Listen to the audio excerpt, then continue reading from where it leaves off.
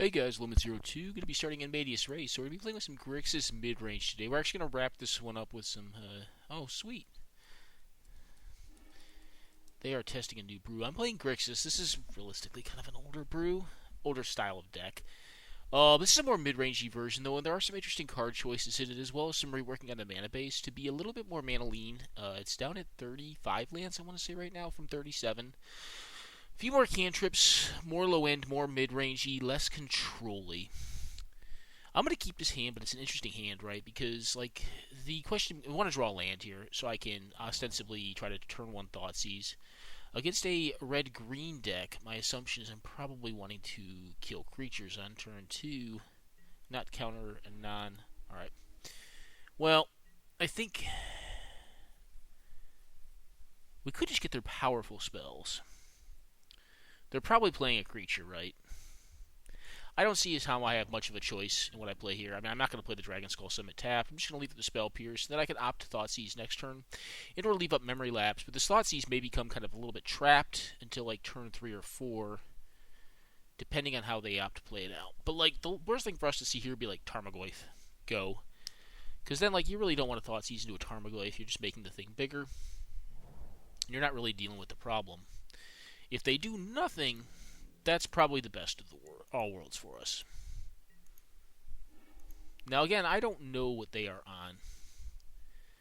on. Alright, I don't need to show that I'm on black yet. I don't think I'm going to Thoughtseize. I'm going to leave up my 2 counter spells. Well, I guess 3 counter spells that I have. And then we'll possibly look to Thoughtseize next turn, depending on what we draw. I'm not really in a rush, though, I don't think, to do that right here. They're not doing much, so I don't think we need to do much. It's like a flash threat, maybe. Could be like Naya Flash? No. Alright, well, at a minimum, we're not going to get Blood Moon. Blood Moon has historically been kind of a card that can be problematic for Grixis control. I like to think that with the higher basic count in this deck, and also being more mid-rangey, we pressure folks enough that, like, Blood Moon's maybe not as much of a risk. Because, like, one of the archetypical questions that you have, outside of, like, playing Time Ball, is, like, why would you want to play Grixis Control over just playing Blue-Red Moon? And it's not an unfair question. What it typically comes down to is just having hand attack against combo decks.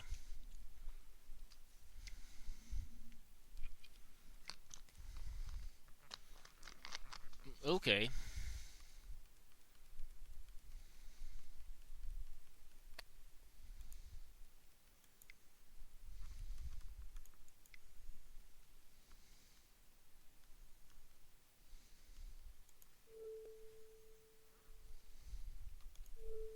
I think we'll just do this here.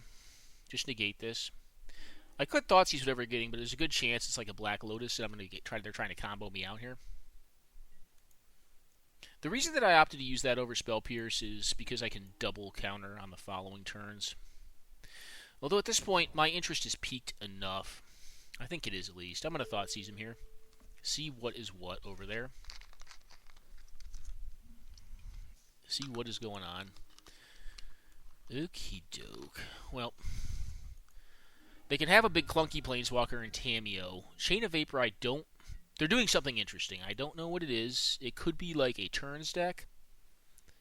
That'd be my guess, like a rug turns deck of some variety. Tamiyo's not one you tend to often see.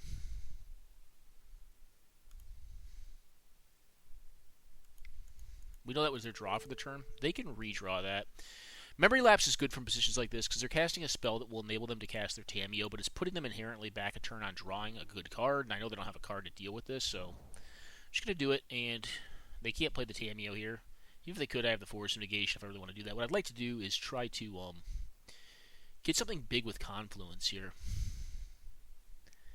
That would be probably the best. This may be a tougher matchup for our opponent. I'm going to play this land out just in case I need multiple blue. I can hard cast Force of Negation plus Spell Pierce. I will probably Spell Pierce whatever they do, because if I want to try to Confluence to counter something and then draw 2 to get back up on resources. This is going to happen, though. I'm not that worried about that. They could have cast their Tamiyo, but they opted not to. We know what they drew. Okie doke. Well, these are both out. Yeah, we know their 2 cards are that and that. Bird's an interesting play, though. If it is turns, they could try to get us with like a Tamiyo into a turn. Well, that was a very good draw. But I am more than likely just going to Mystic Confluence this Tamiyo if they try to go for it and then draw some cards. I suppose the downside to Mystic Confluence is if I do get like Spell Pierced, then I have to force a negation. Pitching Spell Pierce isn't that bad though. The debate is I could also like if they go just slam a Tamiyo, like they could have a Pierce. Daze would also be a thing they could possibly be running. If they play a spell, it's going to require me to double counter off of Mystic Confluence. I'm just going to Cryptic Command it. All right, they're going to go for the Gusto.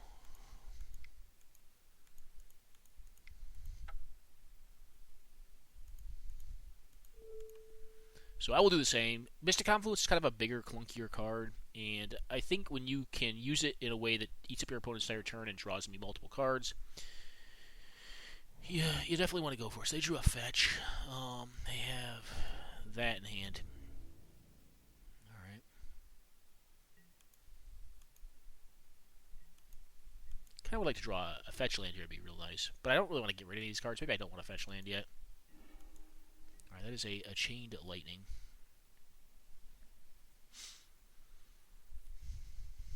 They have fetch land, so anything they play is going to get me.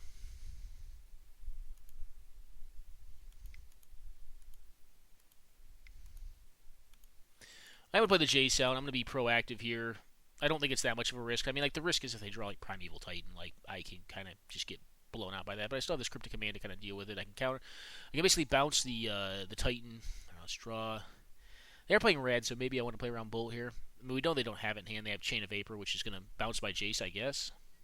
Which is like 100% fine. I mean, like, I don't... I mean, I could just Spell Pierce this, too. You know what? Let's just Spell Pierce that. I think that's fine. And then I'll Bolt their birds if I find red mana. I did not. Unfortunate. But you can't get them all. Kind of missed there a bit. But we still have this Force Negation, so unless it's like exactly a Primeval Titan on top, there's not much I'm too worried about here. And I'll pitch this Opt quite easily. That's why I kept it in hand, is to pitch to this Force of Negation. So I keep my other counter magic on this Bolt to deal with the birds. I don't think I mind forcing here. I mean, I already got a card engine established. I'm going to likely use the Kolaghan's Command to attack their hand. It'd be pretty funny if they attacked and then convert it into a ninja. I'd be like, whoa, where'd that come from? Or like Ninjutsu'd in.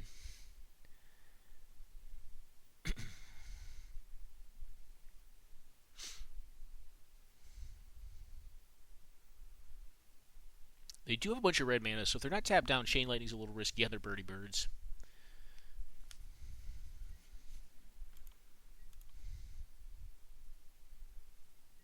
Would also like to find some mana here. So we know our top card. I do want the Kolaghan's Command too. Alright, they drew something. Is it a snake? I think they should have just main phased it if it was a snake.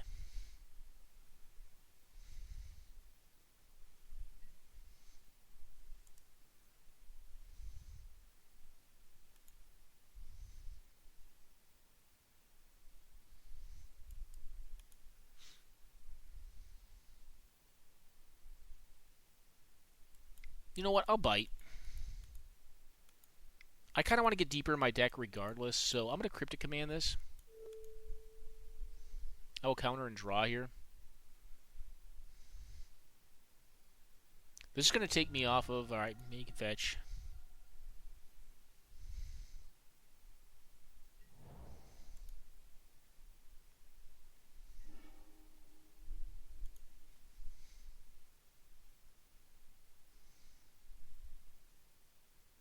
Now, I do want to find a land. Now, actually, at this point... No, I still want to hit a land. I could top them. Alright. This can go back. And for right now, this can go back because blue cards... I don't think I need True Name to win this game. I'm probably going to win with Jace and or this Royal Scions. True Name's really slow. It's fine. It's honestly it's the point that I'm least committed to in this deck. I could change it out for like a mana drain, although I don't have a ton of cards like Chase that are just like have a lot of colorless requirements. I think nowadays, oftentimes 4 is kind of the new 5. You don't want a ton of 5s. I am playing a couple, like I said, Mystic Confluence is a card you saw me cast. There's the thing this deck does. It's a lot of bounce spells. Is it like a stasis deck?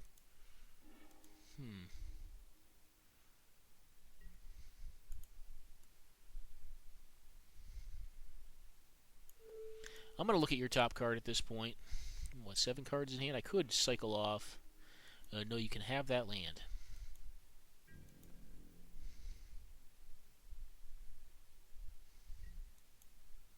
Matter of fact, this turn, let's just take the time to develop this card. We'll get to our land drop. I'm going to pitch this Bolt. I don't think I need it. We're going to kill him with either hand size or Chase Ultimate. We'll get rid of the Bolt here. Play the land out. We're going to say go, and on upkeep, I will burn off this goofy thing and leave up the opt. I know what they're drawing an island, so I mean it's fine to let them have it. Their last card is relevant. They can try to cast it now. Alright, it was just another land. What else you probably wanted to play? So with fetch lands, guys, you definitely want to play them out if your opponent's topping you with Jace or has a Jace where they could top you. Because you actually get to have fresh draws there. Murderous. I'm going to keep you, I think. We'll see. I don't know how much it really matters what all I keep right now. We'll definitely Serum Visions before we use either of these abilities. Daze is not great. I think both these can go to the bottom.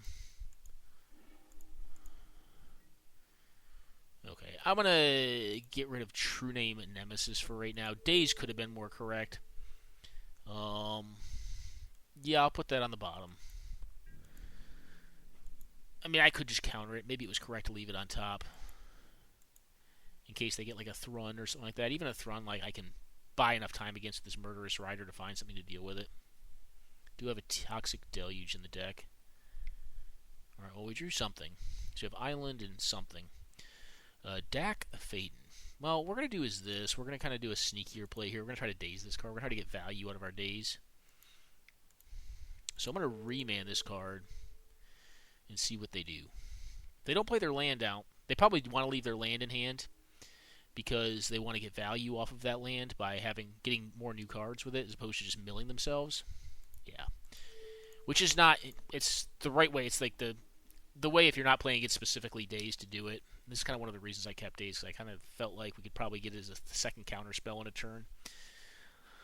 They're probably going to concede here. I think this is a safe place to concede based on what's going on. I mean, if that didn't resolve, if their next good thing didn't resolve, like it's probably game over. But I've had a lot of time with a draw engine there. That's kind of what Chase does in like these blue mirrors. I'm going to call this a blue mirror. I don't know what their deck's up to. It has some weird cards in it.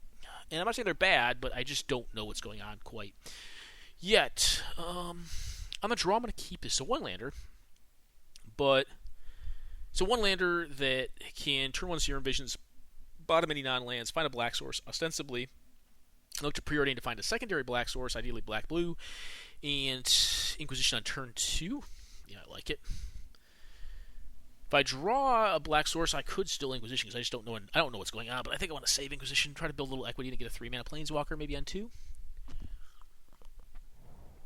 Also have Rampage to deal with a Walker if one resolves, like a Wrenn and 6 or something like that. Yeah, it's not bad. It's got some good long game. Alright, well, we drew a black source. You know, if it is a Wrenn and 6, do I just want to get it? I kind of do. Yeah, I'm going to go for it. I really don't want to fight a Wrenn and 6, and if this gets countered and I get a Wrenn and 6, it's fine, and I get a land back, but there are in colors for Wrenn and 6 and Oko. Alright, something infinitely weirder is going on here. So this is a 3-drop. This is the card we saw before. I know this card from Limited, but I'm going to reread it. It's they return, I return. Of their choice on both. Instant, 3 mana. It's a proliferate card, so they're doing some proliferate stuff. Okay, well, I'm going to get the Sylvan Caryatid out of there. Their hand is not great. But yeah, I changed my plan there. I said I wasn't going to do it, but I was like, man, if it's like a Wrenn and 6, like, I just don't want to get hammered by that. And I feel like this hand has good enough long game that, like, based on drawing that land there, I'm going to be able to double cantrip on this next turn. Alright, lots of land that comes into play untapped. So, I think what I'm going to do first is Serum Visions and see what options I have and see if I want to play on a tapped land and then maybe ponder on the next turn. Because if I play out the tapped land now, I don't have access to lands on the following turn. Alright, well, we're going to have lands. I think I'm going to top this and top this. I am going to play out my tap land here because I would actually really like to him to Turek them next turn. They're going to develop a creature here, which I think is okay. So they can return my lands if they like. They could return a land on me. I don't think that's a huge issue, though.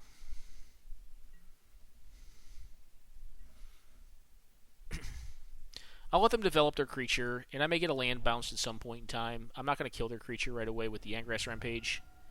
If it's just bounce land, I think I'm fine with that too. They could be on like a Reality Acid, like a Boomerang style plan where they're just bouncing a bunch of landage.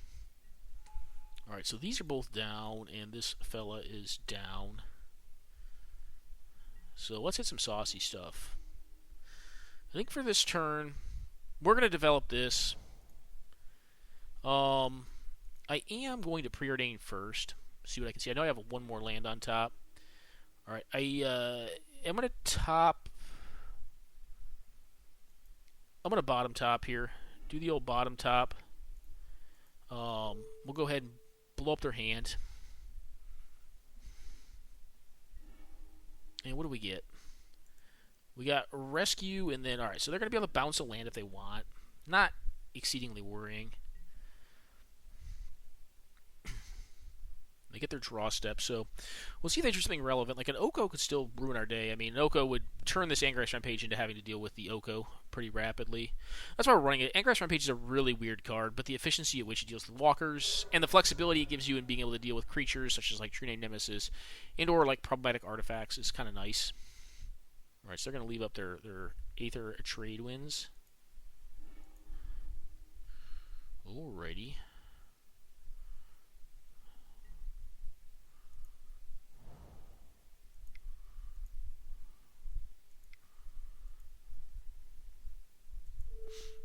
Okay, you're going to sack a creature. You can bounce your thing if you like and burn up your card.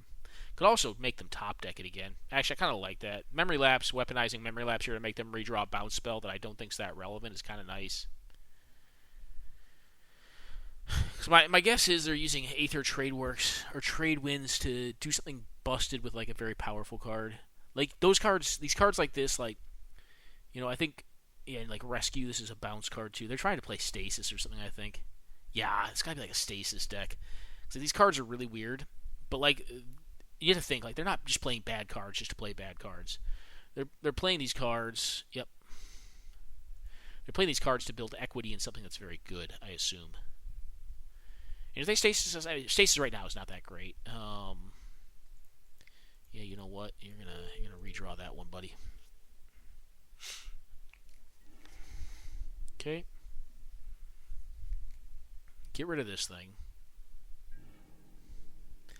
But there's some other stuff going on there too. Like this thing is an interesting, also like kind of like equity card or combo card. All right, passing the turn. All right, there is a Thought Scour. We know what they've got in hand. Am I in a rush here?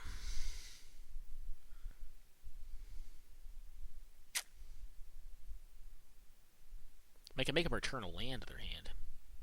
I think at this point, like the Liliana is not doing much for me here. They're just going to bounce it, or they're going to wait and bounce it later on down the road. They can bounce one of my lands here if they want, but they're bouncing one of theirs as well. I think I'm just going to leave up the Snapcaster, and or like Thought Scour EOT if they don't do anything to try to build equity in the Snapcaster. That card's 100% fine.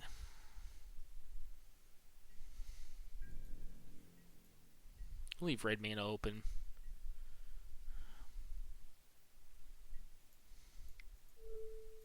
I'm going to mill myself here. See what options we can find. If I find like an Ancestral, that'd be great. Alright, I did not find an Ancestral. But I can, Liliana plus leave up. Alright, is this live yet? No, it's very unlive. I think I'm just going to leave this card in hand. Yeah. I think we just leave this one in hand. I'll leave up access to the most spells I could possibly cast. Is there any reason to play this out? Not really. Kill the birds off. This Lily will probably get bounced, but like I think that's a pretty fair trade for me. And I could even mana leak it if I wanted to, but I don't think I'm going to. I just really wanted to 1 for 1, basically 2 for 1 them. The Lily is a long-term win condition versus a deck that has a bazillion bounce spells. Like this card's already slow enough as it is in Highlander, so I don't think it's going to be the means by which I win this game. I think I will win this game likely by just kind of bluing them out, like finding Ancestral Recall and just like drawing a bazillion cards, or finding a walker that has the effect we're kind of looking to have a little faster. Alright, again, I'm going to play this one out. I could even mill here. I could just minus the Lily. Yeah, maybe I should have before I even played this. Like again, like I don't really. All right, we'll do this to get some value. Plus, it's not going to give us value. All right, I didn't find anything. That's fine though. I mean, we built up our graveyard for cards later on down the road. The Jace is already automatically flipping. This Mystic Sanctuary is a great thing to pitch with Jace because I have exactly 0 islands in play. All right, Ice Fang Kodal. I think that card's fine. It's not going to kill Liliana here. I mean, it's giving them a free draw, which is pretty good, but it doesn't do enough damage, and the Liliana already deals with it, so they're kind of like obliged to bounce the Liliana because of the fact that it deals with this thing. Yeah, I think Wall of Blossoms is fine too. Maybe they're like blinking stuff too. They could be bouncing this stuff and like trying to get value off of it. Like Ghostly Flicker and Popper. Like maybe a more powered up version of that. I'm still not quite sure what they're up to. This will attack the Lily, I assume. I'll go to, nope. Alright, it's going to hang back. Okay.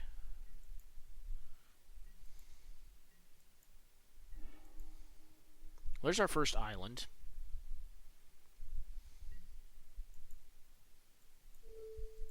Well, let's kill this thing off.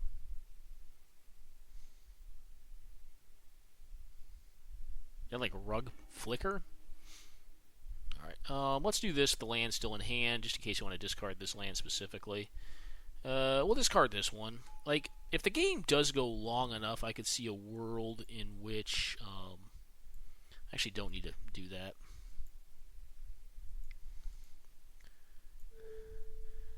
We are going to hymn them, I believe, yeah. Just cast this Hymnal. Hit 2 more cards out of their hand. They'll yield double him. So basically take away these 2 draws they got off these cards. Alright, well, Cryptic Command's a good one to hit. So you still know they have the Aether trade wins. Which isn't the most worrying.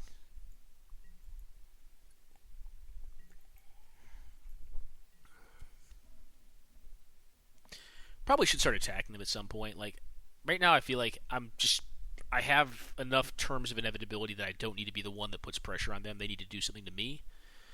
The other part of me is I'm also just a curious human being, and I want to see what the hell they're doing. I just really want to see what Dota Prop's up to here. I'm just curious. I don't know.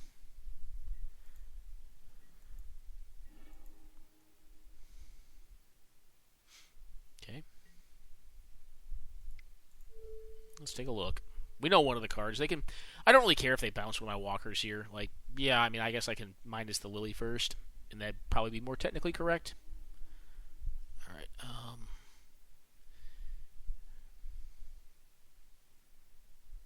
Can have Chain of Vapor because I don't think that card is. I'm gonna minus her again.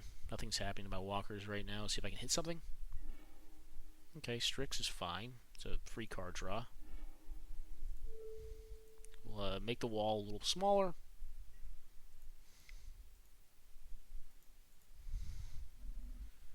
Get through a few more cards here.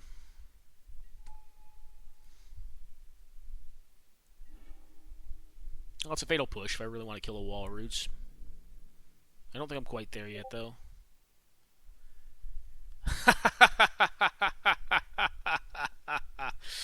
I'm sorry, guys.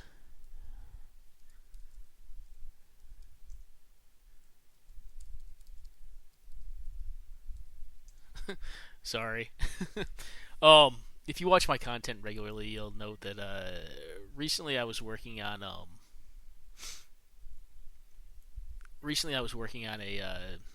Storm deck, a rework of Storm.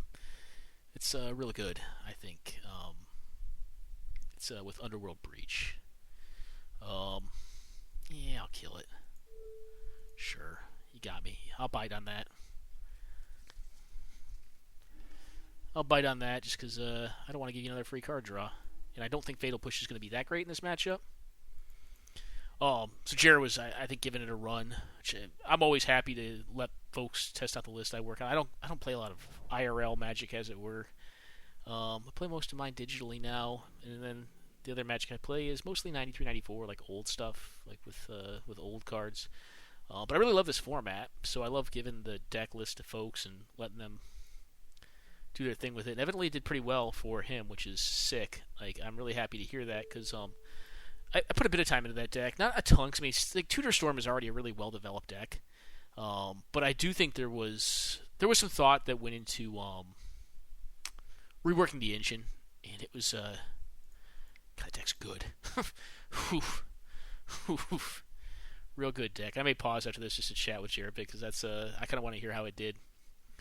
But yeah, I did a recording on that with more live gameplay. I'm doing live gameplay again, obviously, here, and the deck, it was like right after I rebuilt it, and I was kind of hamming around a bit, and like the deck still felt really just kind of abusive, just real good.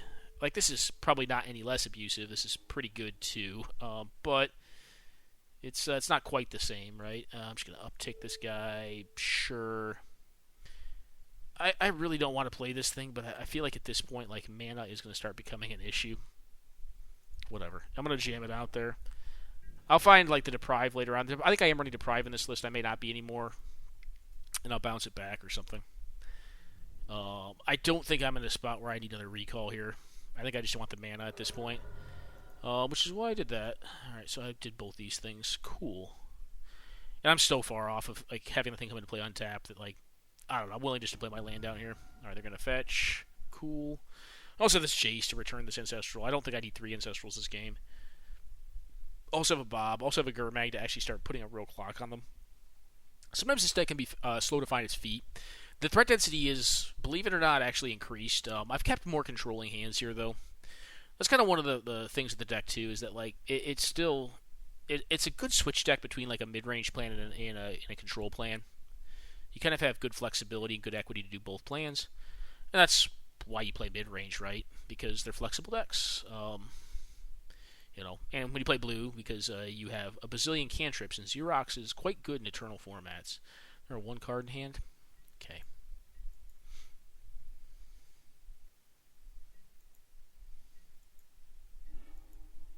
Okey-doke. I'm going to fetch and get this Gurmag Angler down. I might as well get this, because at this point, I don't want to fetch again, I don't think. At this point, I have an Urborg in play, so it's going to be a tri-land. Let's just get rid of these lands. It's the worst card in here. Force Negation's pretty bad, but it is an absolute counter. We'll get rid of Inquisition. I think it has less equity as the game goes on. Over to Rest. Play out this big boy. Put a clock on them. They may have a counter of their own. They apparently do not. I am going to also play this one out. Didn't see any Wrath effects. But they could be on, like, Pyroclasms, like Electrolyzes, stuff like that. I'm going to plus this guy. Or this gal, rather. And I think here I actually am going to flash back the Recall to build my hand back up. I still have access to Mana Leak, and I can Snapcaster. There's Memory Lapse if I need to bide some time. So, and I have decent shot of drawing just a counterspell here too. Tap this one. Just kind of grind them out. Okay, well, none of those are a counterspell, but Brainstorm with a fetch land is good. That's why we didn't fetch our second one, even though it could have allowed us to save, I think, an Inquisition in our graveyard for the Gurmag. So that's good. Could even be dig through timing on EOT as well, on their EOT. Alright, well, they drew something. They drew a bounce spell of some sort.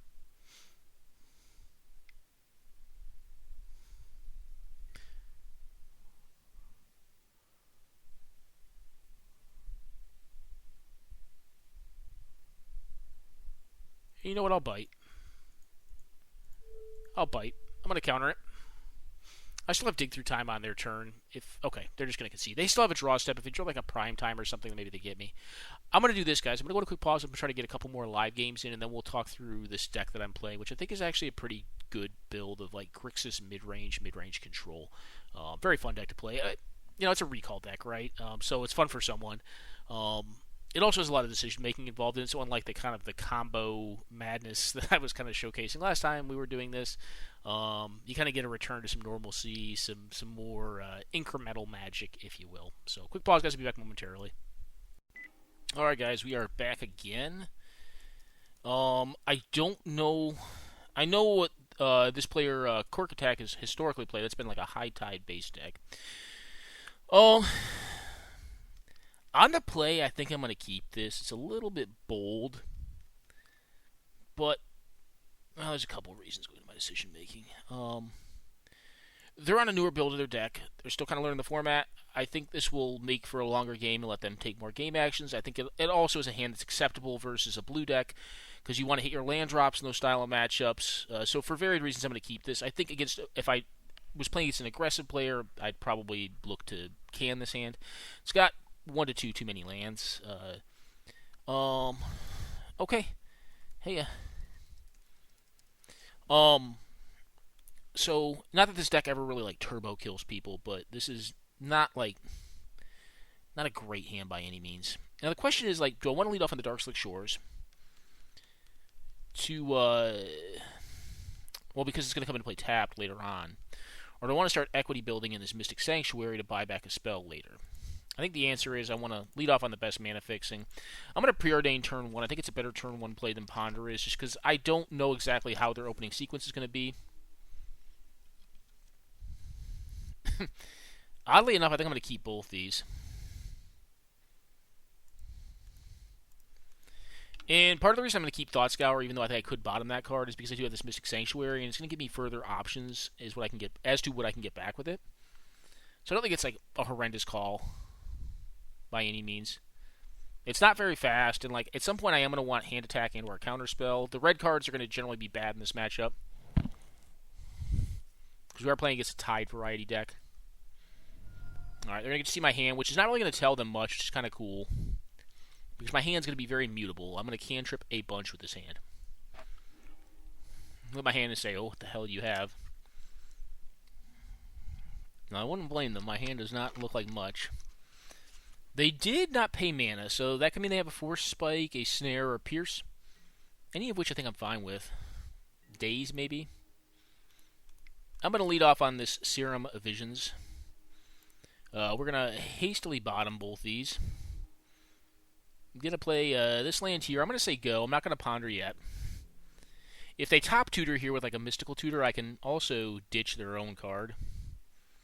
Which actually, maybe that's a reason not to actually Thought Scour yet. Maybe I just wait on that. Because Mystical Tutor is a card that High Tide will typically play. I think it's almost canon for that deck. You can play with the points a bit in that list. And it really depends if you're hitting black too, because I mean black you can open up Yawgmoth's Will.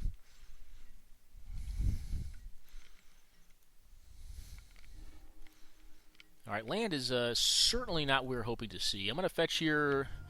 Despite having put 2 lands on the bottom, I'm going to find a volcanic island, if I'm allowed to. They could have like a stifle and interdict, whatever the case might be. We're going to go ahead and look here.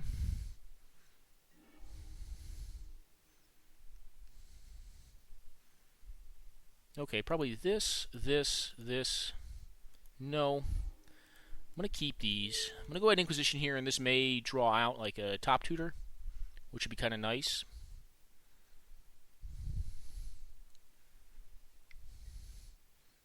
Radical idea, so not a top tutor. Oh, transmute artifact is an interesting one. Immortal Sun? There's quite a bit going on here. They don't have their land drop, though. Alright, so their hand is all gas. Lands are going to be their constraint. So I'm going to take away their card draw here and leave them with a bunch of bounce that doesn't really do much right now. And they have powerful cards. They just need the mana to cast them. This transmute seems ambitious. Maybe I guess I could just find like Candle, but I don't think High Tide habitually has a ton of artifacts. So they missed their land drop, which could mean any number of things, really. I don't think I need to get any of this out of my bin yet with the Mystic Sanctuary. I'm going to play this down. If it gets countered, it gets countered, which would kind of stink, but I'm going to draw here. We know we're drawing a cantrip, I believe. We'll pitch this swamp off. I mean, this could get bounced, but it's kind of fine, honestly. Like, they're just burning a card up, and they may do it for tempo. I think they can wait on that, though. Okay, that's fine.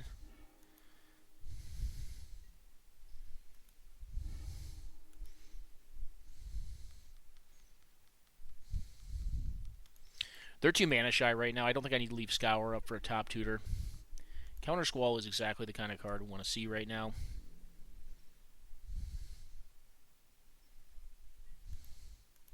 That's a card you want to see against Tide.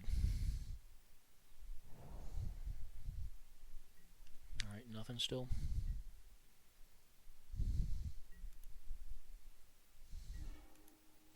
I think I do want to protect this Royal Scions. I do not have a win condition right now.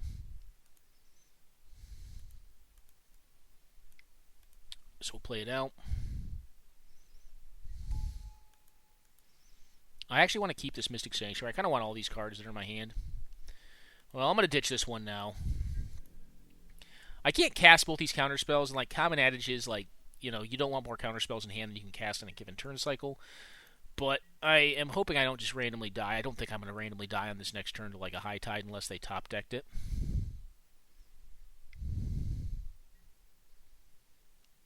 And again, I'm going to let that happen. Like, they have far more relevant things they can do with their deck. Although I have been tapping kind of like a fool. If they do have a High Tide, I want to leave my Underground Sea and my Volcanic Island open. So, for future reference, you should do that.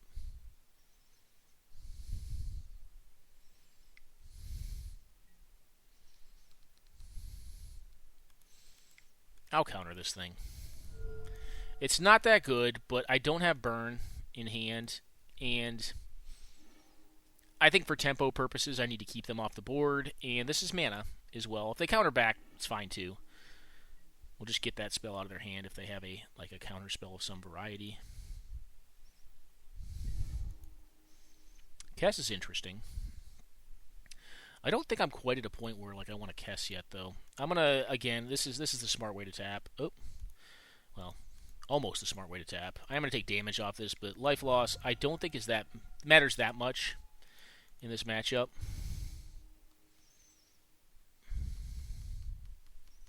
All right, yeah, we'll get rid of this one. Just want to find an island here so I can get this Mystic Sanctuary online. I could just discard it at this point.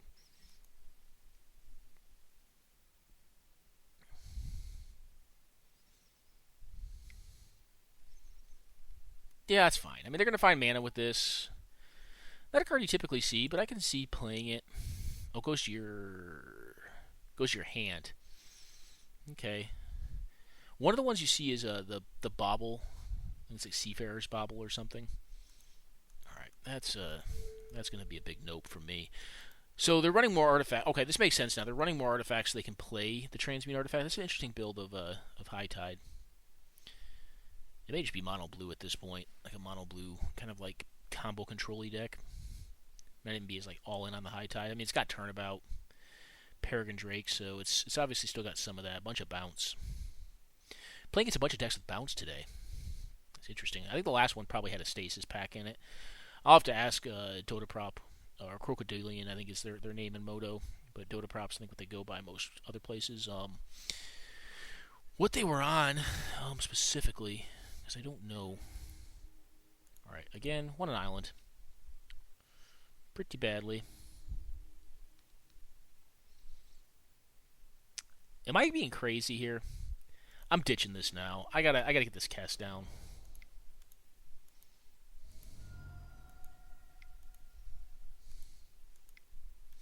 I'm not gonna cast a spell with it yet. Just want to get pressure on them. I could, but I'm not going to. Oh no. No. Okay, well, Tinker, I guess, makes more sense if you're playing like the Immortal Sun. It could also be on like a Sundering Titan, like do some crazy stuff. Tinker's one of those cards. I think it's down to 3 points now. It was at 4 points before. I think it could honestly be a 2-point card. Maybe that's crazy talk, having it less than a Mox.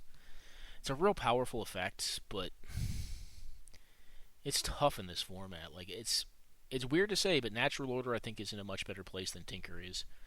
Now, if Tinker was 2 points, it'd be free roll in a lot of decks. Yeah, it's gonna happen. Not gonna stifle that. Should have tried to kill him with this Royal Scions and this Kess. And I don't have a hard discard spell. I know they have Peregrine Drake, Turnabout, Immortal Sun of their 5 cards. So I should actually clean this up a bit.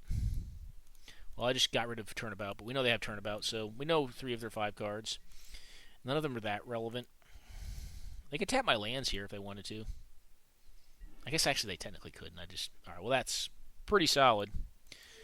That's what they call a good draw. I probably should have plussed with Renegade, or I'm sorry, the Royal Scions first. I can also just do damage to their face here if I don't want to mill. That is fine.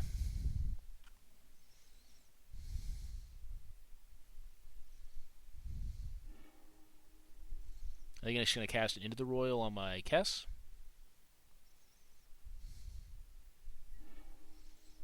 Okay, let's take a look here. See what is what. What they target.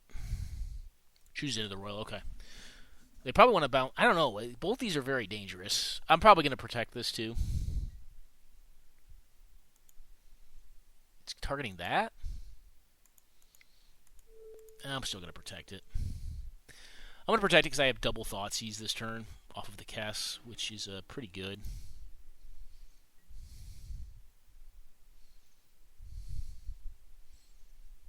Alright, we're going to take this out.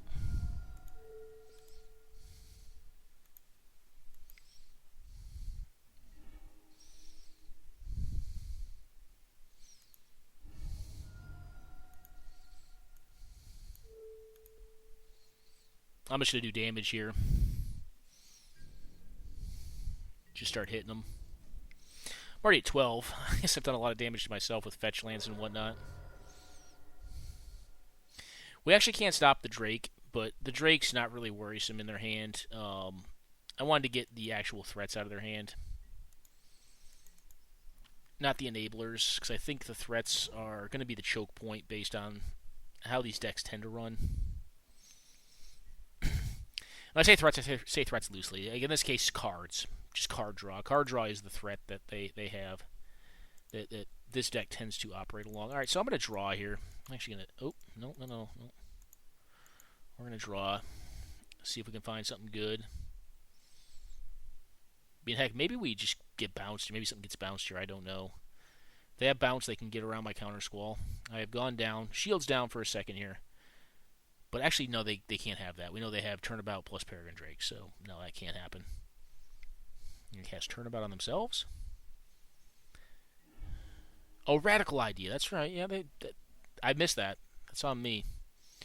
I missed that one. All right, that's a cool one. I don't think it's that useful here per se because, well, all right. Let's draw here. I'm just gonna draw and do a lot of damage to them.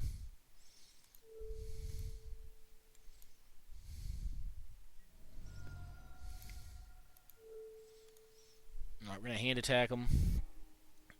Okay.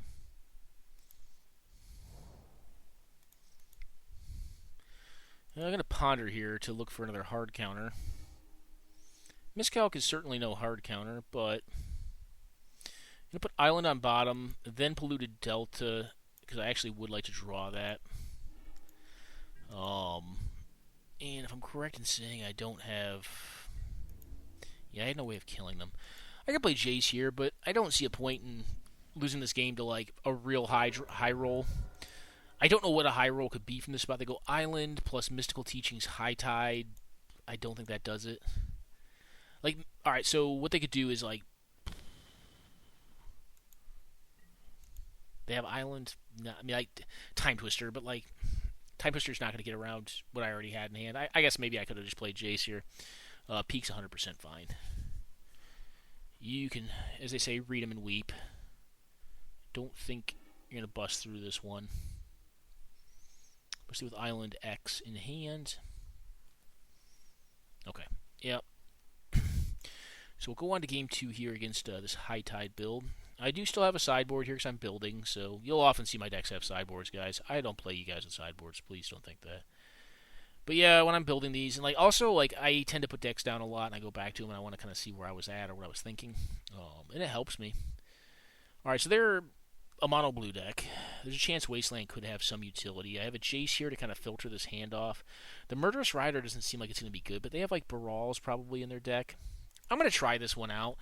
I would like to have like some 1-mana cantrips or like some 1-mana interaction in a lot of my openers. That's kind of one of the things Grixis is known for, is having a lot of that. Well, there's an artifact.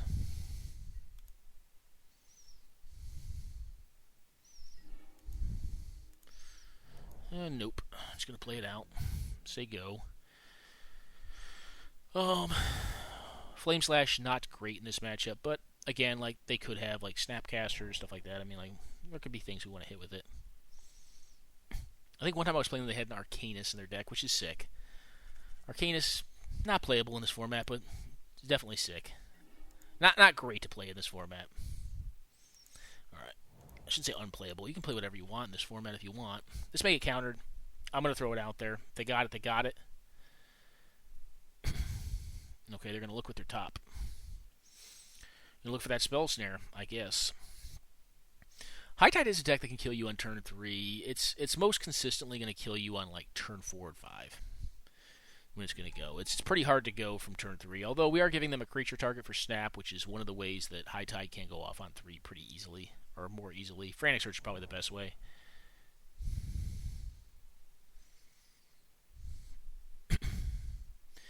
Of note, our mana is not fixed to cast as Murderous Rider. Alright, Expel. That's fine, it's just a card down. Do they get to draw?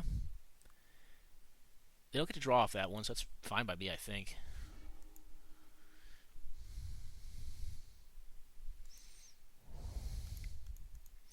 Don't think I want to fetch yet. I kind of want to hit my second black, so, I mean, it's very marginal, but I don't want to thin the very small amount of having one less black land in my deck that I could draw. This Wasteland looking not so great. I could have left up Memory Lapse there, but I think it's better just to get a proactive way of, like, kind of sculpting my resources down. And if I die, I die, but that's kind of like the Cowboy Magic aspect of it. Well, and that's a card that, like, could be problematic, but I'm going to have an answer to it in the form of Angrass Rampage. If I don't get Force of Will, and even if I do, I have this Memory Lapse to kind of fight back. So I feel pretty good about that. I should have Jace first. So if I find a land now, I mean, I guess I'm going to still ditch this. We're going to find Badlands here for a second red source. I think my blue mana at this point's far more relevant, so I'm going to do this. I'm going to Angrass Rampage, and I guess at this point they can actually just sack their top too, right? Which sucks. So I guess I'm going to have to figure this out at some point. I'm going to make them sack their top, though, if they don't want to put it on top. That's going to limit them down to 3 cards, and I have Nimble Obstructionist to kind of fight back against what they get up to. And the life gain's not going to be that relevant against this deck. I have this Nimble Obstructionist to kind of like stop a lot of that. And I also have Brazen Borrower. I have the Abrade. I also have Snapcaster. So I've got some ways to get rid of this thing still. All right, that is a Peregrine Drake. Alright, so that is going to be redrawn, sir. Or ma'am. Never met Quark Attack, so I don't know if they are sir or ma'am, or otherwise. Hoping to hit a land here. Probably going to pitch this Murd Rider. Alright, well, that's a Seeker. Let's draw, take a look here. Bone Crusher could be the least useful, although it does put a significant clock on them. Alright, so let's draw, take a look here. Bone Crusher could be the least useful, although it does put a significant clock on them. Alright, let's see here. Bone Crusher could be the least useful, although it does put a significant clock on them. I don't have double black yet, though.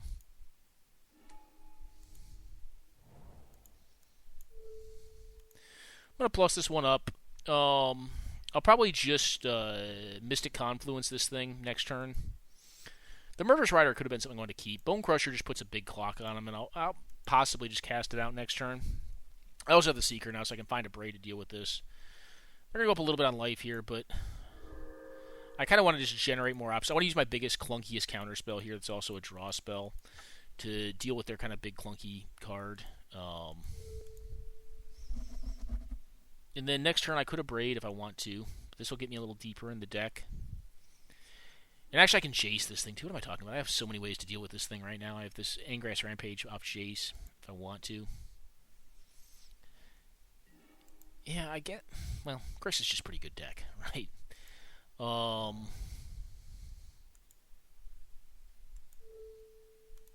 Just deal with this thing now.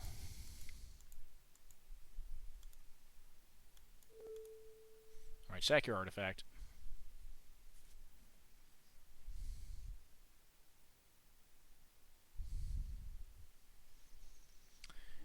Yeah.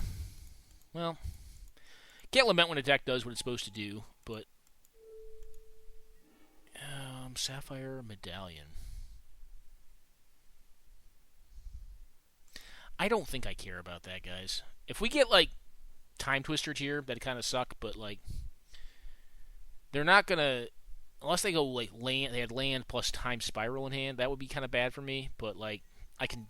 You know, I can recover from that. I have a pretty good board right now. I've got multiple card engines in play.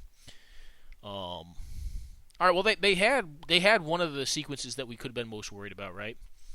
That is unfortunate for us, but again, like we're not just dead to it either.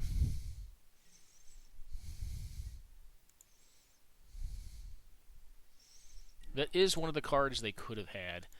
I am going to draw here because they have a lot of cards in hand. Topping them now doesn't make a ton of sense. Gurmag Angler seems bad. Let's get rid of this one, and I think this one. Gonna play this card out. We're actually not going to fetch for our Mystic Confluence because I don't really have anything relevant to put in the bin. Just gonna find, I think, a Watery Grave here because I do want black mana. I am gonna go ahead and ponder here, looking for counter magic effects. There is a counter magic effect. These two are not really great in this matchup, so we'll say no to this. Just gonna plus up this Jace right here. Again, I should have used my Sulphur Falls to tap for this. I'm tapping like I normally would with my 8 cards. Do I want to discard here? I actually do because I want to have access to Counterspell plus Snapcaster Counterspell. So I think it's correct to discard here. The question is, what do you discard? I'm going to discard Mystical Tutor. That's actually fine. I'm going to let that one happen. If we get into a big fight, because I'm going to try to Vendilion click this and then have Counterspell back up. I'm going to discard the Bolt here, though, the Chain Lightning, this Bolt. Alright, so we know they found, what, High Tide? I actually can't Vendilion click that because it's an instant, so I'm going to allow it to get cast, and then I'm going to try to fight it with multiple things. Like, I'm going to allow them to cast it. So, yeah, that's going to happen.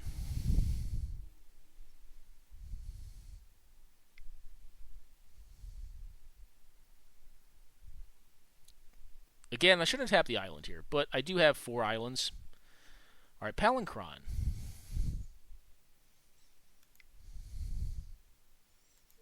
I'm going to attempt to counterspell this and see if they fight it.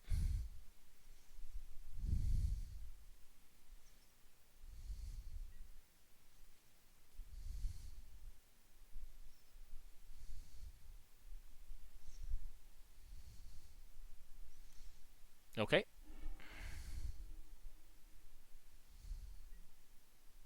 They did not untap their lands. Interesting. See if they can fight this one.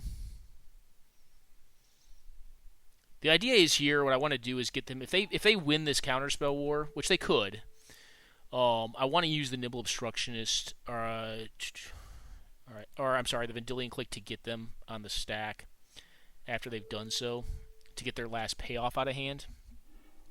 Alright, so we got them. What else do we have?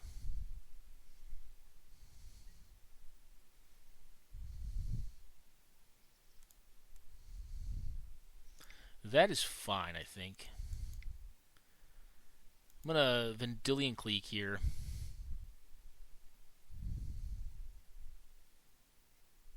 Do I want to get rid of anything in my hand? Yeah, it's unfortunate. They did click through their untap on Unwind. I probably wouldn't have done this as early as I did it. Yeah, you're not going to have that one.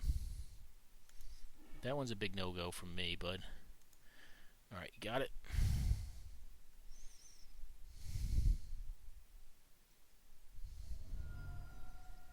Okay, you get to scry one here. Sure thing. But now we have a clock on him. I could just even toss this Bolted Face. I don't think I'm going to quite do that yet because I think my mana surplus is bigger than my card surplus at this point in the game.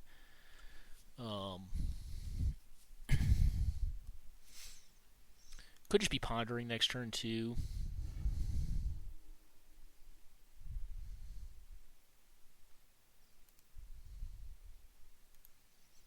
So their instant sorceries cost almost nothing. Because they have Sapphire Medallion plus Jace's Sanctum in play, which are both pretty powerful cards. I wouldn't mind getting rid of one of the other, just to make their cards a little more reasonable in cost. But we did kind of deplete most of their resources. I think with an island in hand, I can just toss this Bolted Face. I mean, like, I saved it because if that Palinchron had resolved, I kind of wanted to be able to double bolt it with the Jace Telepith Unbound to deal with it there.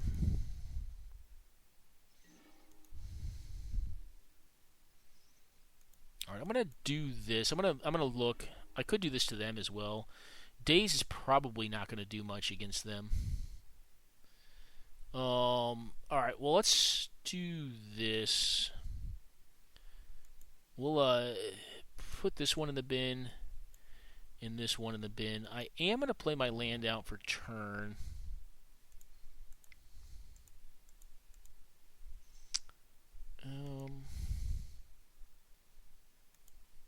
Also going to do this.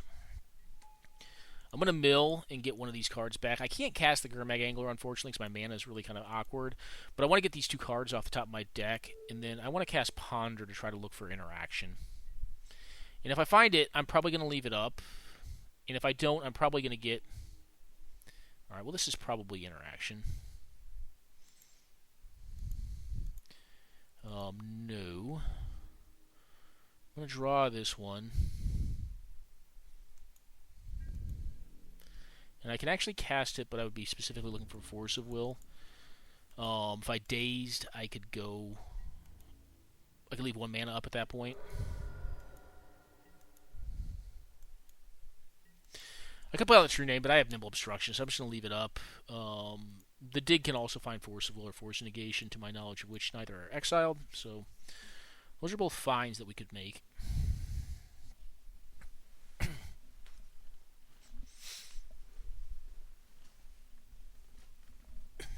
I doubt Daze is going to be relevant unless they draw like something massive. Something just utterly massive.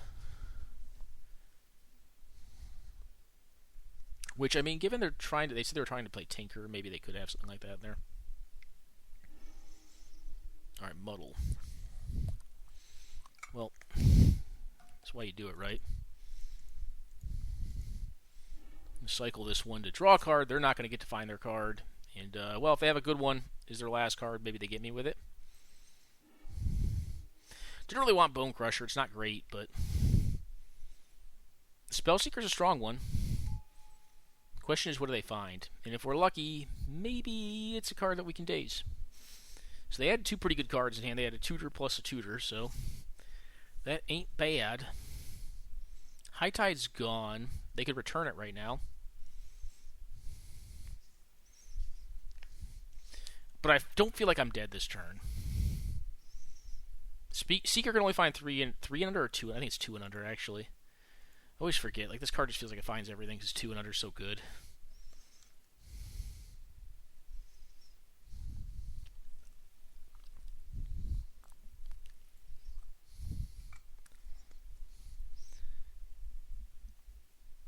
I do think making it or forcing it to be an instant or sorcery does mean I think Muddle was still the right thing to stifle there. I think you stifled that with the bird. They have specifically Seeker. Maybe I don't if I know they specifically have Seeker, but they can't find High Tide with it. Mystical Tutor's already in the bin. They find Merchant Scroll. Okay. Well, that's going to cost 1 because of all their reduction capabilities.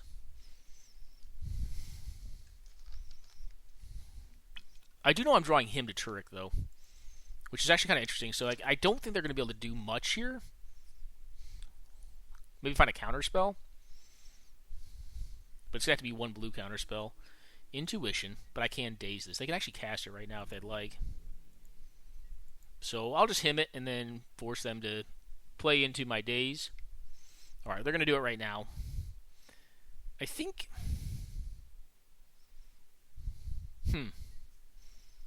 Okay. You got it. The question is, do I just let this happen?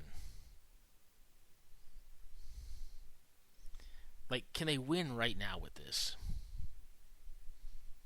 Having these cards in the bin, does that do them anything intrinsically?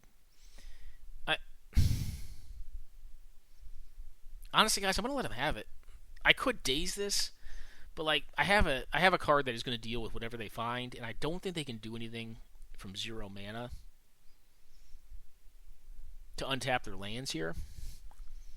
I don't think there's a pile they can give me that wins right now, I guess is what I'm saying. So, like, given that, I think they're trying to set up for the next turn, and like they want to play this now because, which is credible thinking, like, I could have a counterspell, but I'm going to have a counterspell on their next turn if they're not winning this turn, right, if I have it. Which, as y'all know, I don't, right? It's still going to take me off from playing the Angler, but I guess this is a 2-turn clock that I've got on board, and I can still dev out the Bone Crusher or the True Name if I'm worried about my clock, my pacing. I guess it's not a 2-turn clock. I have to use the Bone Crusher to make it a 2-turn clock.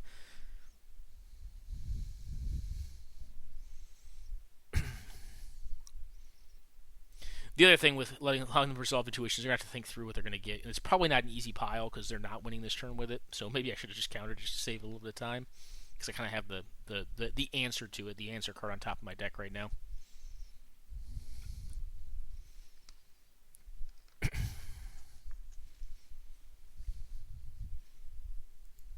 Yeah, that was a ponder, so... And double check, I didn't somehow shuffle that thing away. I did not, so...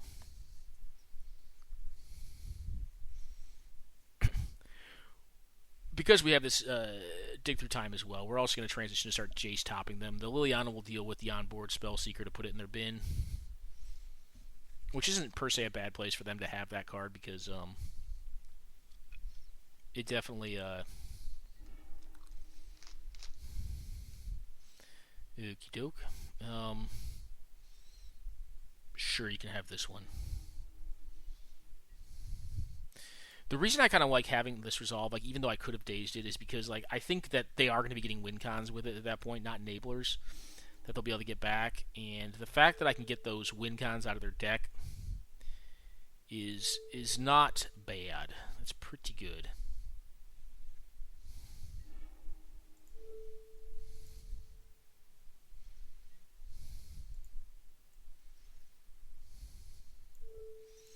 Let's look at your top deck here, because you're going to be Fate Sealed now.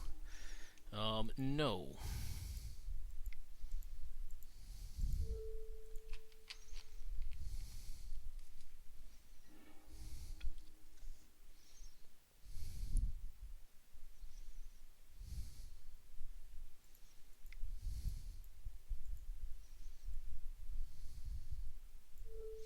We'll stomp their face here, because it is going to make a relevant difference in clock. This is now a 2-turn. And I would like to leave up double mana for their turn post dig through time, as I just hit 6 cards in graveyard. So it's all kind of working out to plan. We had some initial setbacks in this game, though.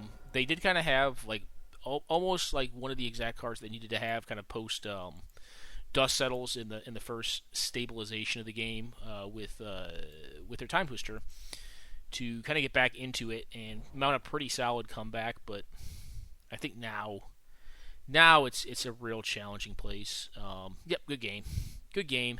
Real tough from that spot, because I mean we were able to kind of keep pace with their second wind there, and get them back down to no resources, which is kind of what this deck's looking to do. It's kind of what most blue decks are looking to do, is like a trit, 1-for-1, go up on cards. All right, I can do this. I can play this game, for 3 more hands worth of cards. If you're out of cards, you can't do it, and eventually I'll just win with my Snapcasters and Vendilion Clicks and whatever stomps, which is kind of the whole philosophy of the deck. I'm going to go on a quick pause, guys, see if I can get another game. We can play some more live play, and then we'll jump into some deck theory, some deck considerations, and why I think this is a really cool deck. Alright, guys, we're back playing against Nuke Launch here. They're a pretty habitual blue deck player, and they're a pretty solid player, too, so should have a pretty good game here. This hand looks perfect. I'm going to keep it. Especially given that, their predilections tend toward blue variety decks. I'm going to play out my worst fetch land first. My non-blue fetch land. Probably fetch for blue-red here. EOT. If I have to spell pierce something, I will.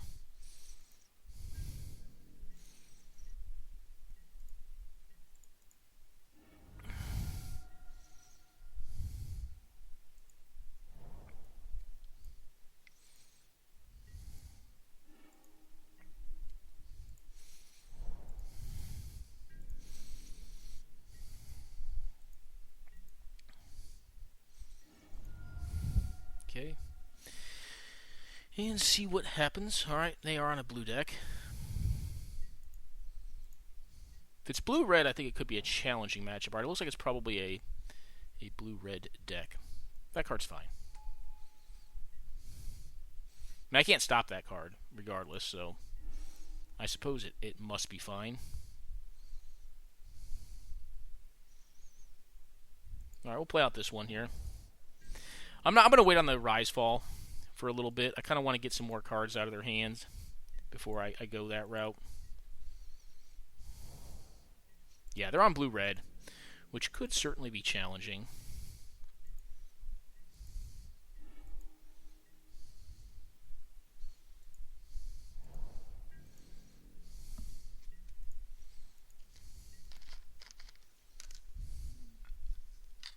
It's going to be like a Vendilion Click. That could be really bad for me here. They're going to ice something.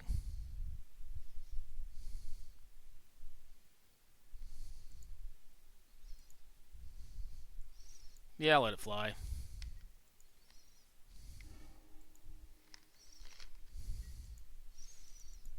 It's not going to help me cast anything on their turn, so I don't see a point. I mean, I counter a card draw there, but that doesn't seem great.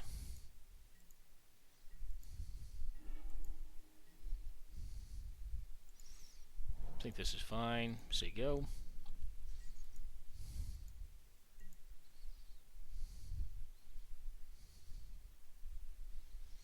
They can try to go through a flurry of spells to see if they can flip this thing in the ice. That could be a thing they're thinking about.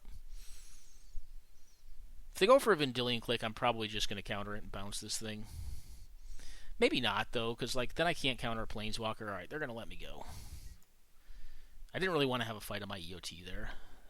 Not quite there yet.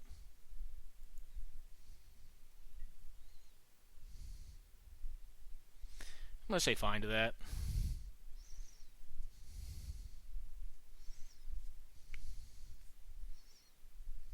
They still have to get through quite a few more spells. I think they're looking for land is what they're doing here.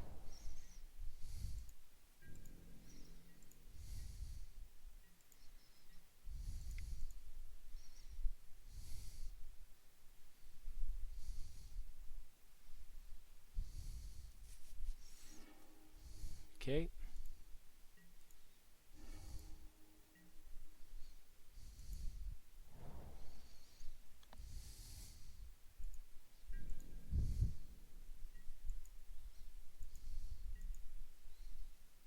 Well, we could die to this thing in the ice. I'm kind of hoping to find some hard removal for it. Okay, land. So they do have access to... actually, as do I. To their Mystic Sanctuary.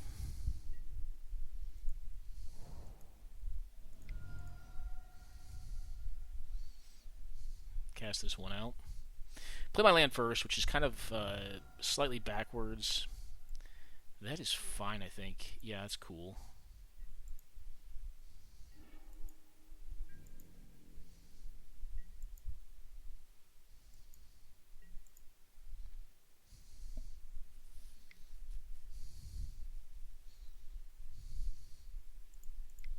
That is not what we want to see. This thing's going to flip. We're going to have a fight here, and they're probably going to win the fight. Yeah, unfort. Yeah, I think we're losing this one, guys. They had pressure, and they had the recall, and they had a counter for everything we did. Unfort. But that's blue-red life, so I think we're losing this one. They're going to have pressure plus cards on us here. Yeah, what are you going to do?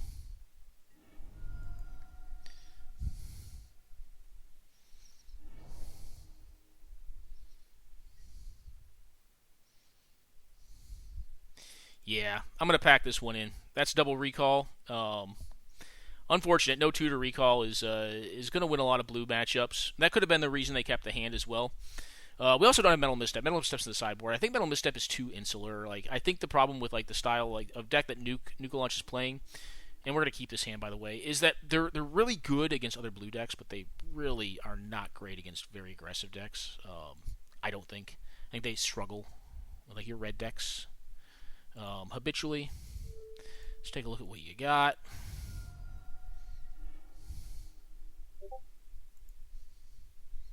All right. Unfortunately, the deck we're talking about, Jared lost in the finals with it, which kind of stinks.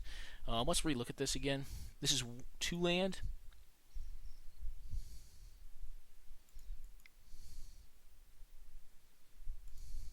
Let's just go ahead and do this, looking for an island. I don't think they're going to force a will this.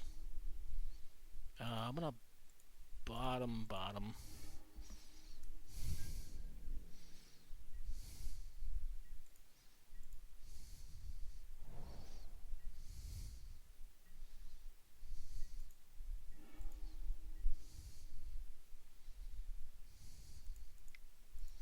We'll do this.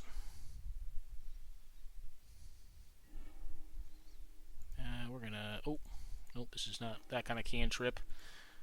Play this one out. I kind of want to protect this card.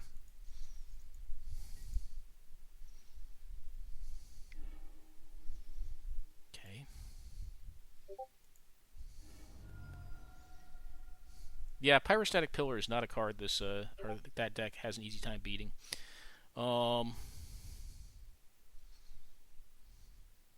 I think here I'm just going to get an island versus Blue Moon.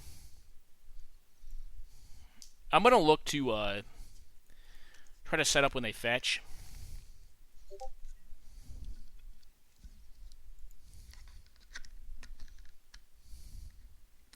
So we know they have this card. This is out. This is out. Alright, they drew into that card.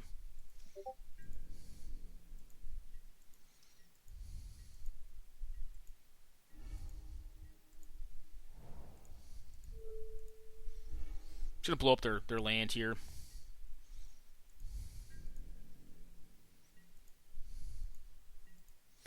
Not probably going to get a lot of opportunities to do that. Their hand was a little mana shy. And if we're lucky here, we can do, in response to them fetching, is pop off this Ancestral and then disallow their force. Or I'm sorry, miscalc their force.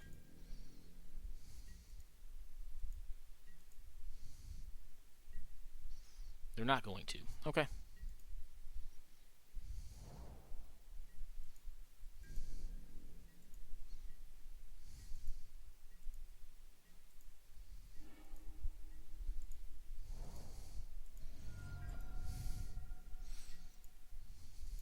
I don't know if my deck's going to be as well situated to go long like their deck is.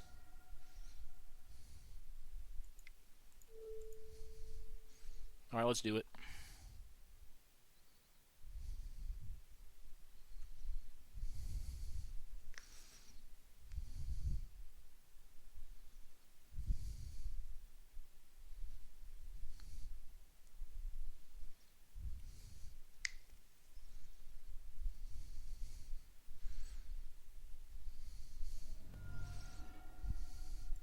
Okay. They are going to fetch here. We'll let them. They got it.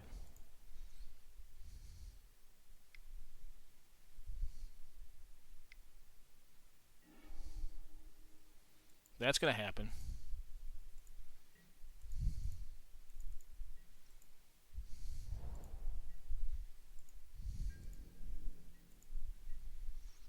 Do I want to EOT Brainstorm here? I think I kind of do.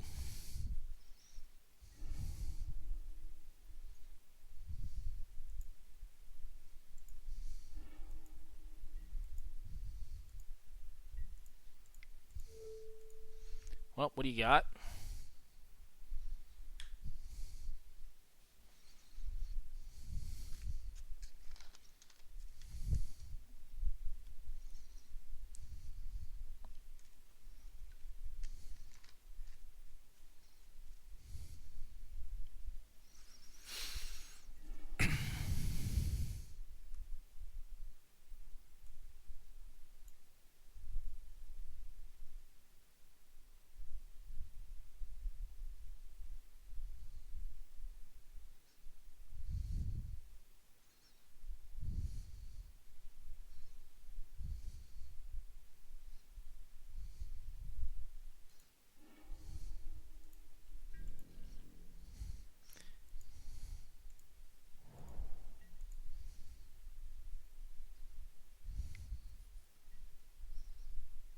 I think that's fine.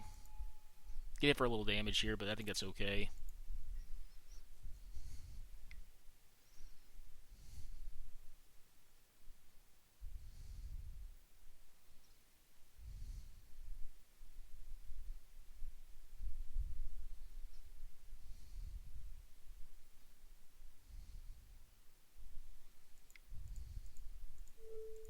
Nope. I'm going to say no to that, actually.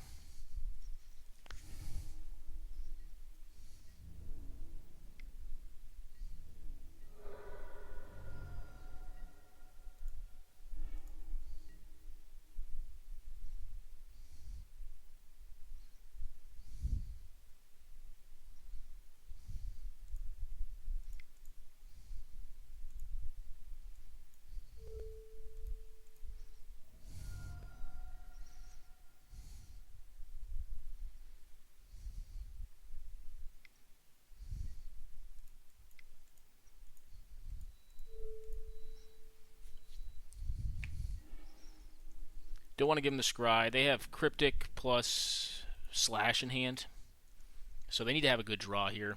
Cryptic's not a bad card to have, but it's very mana inefficient.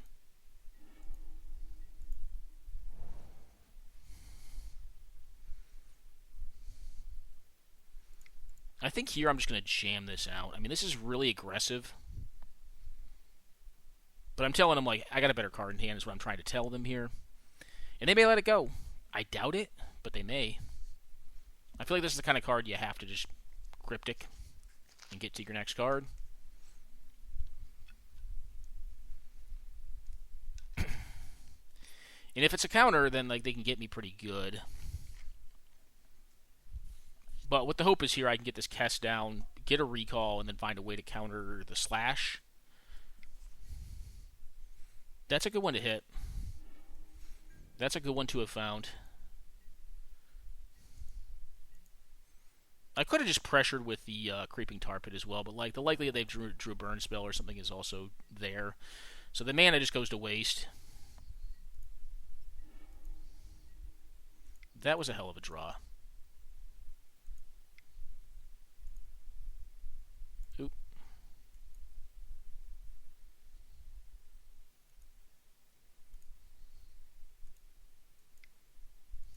I'm going to cast this one out. They will likely try to Cryptic Command it. I will spell Snare it.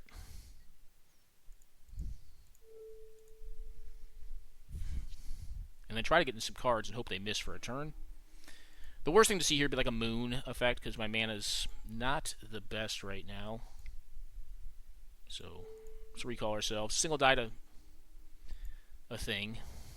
But we got some fuel.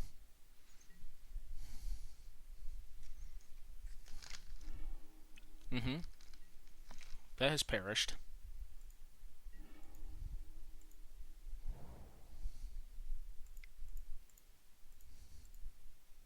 Just going to cast this thing out.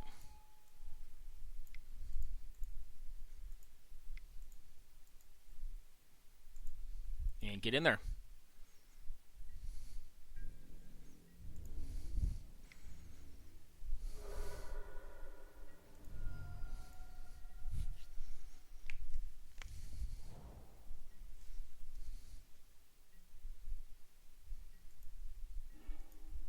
That was a hell of a draw, too. So, not quite a 2-turn clock. Be nice to find some burn. Didn't have the 1 extra mana last turn to bolt, or to 2 damage them, to stomp them, plus giant them. So, then again, the giant is going to become difficult to target, and the tar pit is unblockable if I don't get Blood Moon, but I do have a negate to fight back against counter magic at this point, although, like, mana leaks could be interesting. Alright. That's the other thing with playing the Blue Moon deck, is, like, there's a lot of counter spells, and if, like, the other deck, which my deck in this case, gets board advantage early, you can fight them pretty well.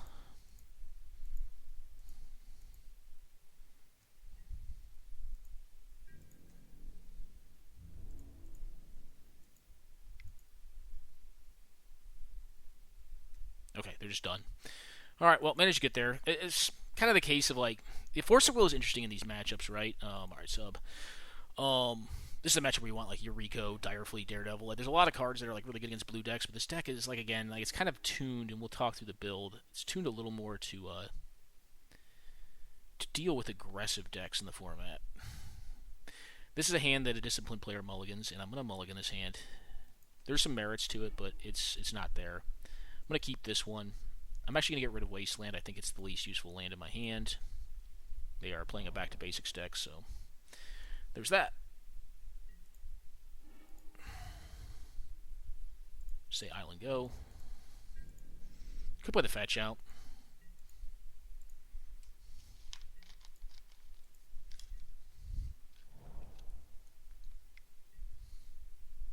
That's fine, I think.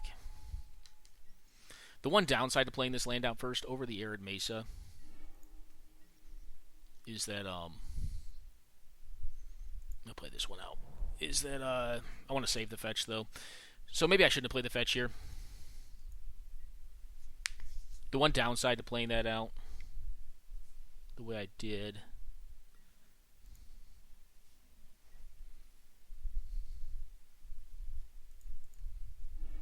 I'm going to try to catch you short. I'm going to bite on this. I'm going to retop it. If they don't have their land, this is really big.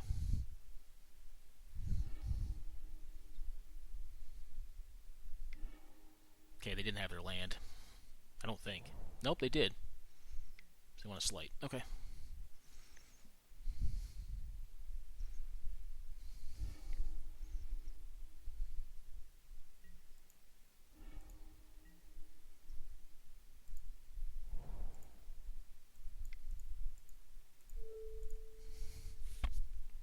Just kill this thing off. I don't think I want to ponder here. I do, but I don't. I think I need to leave up the force. I could look for a daze, but like, I think I need to leave up force here, and then I need to draw pretty well next turn. Also, wouldn't mind hitting another island. Island is like the best draw if I have to draw non-land. Alright, they're doing nothing. That's great for me, because my hand is not really adept at doing much. Alright, snare. Well, it's a magical card. I'm going to go ahead and ponder here. And all of this is poop.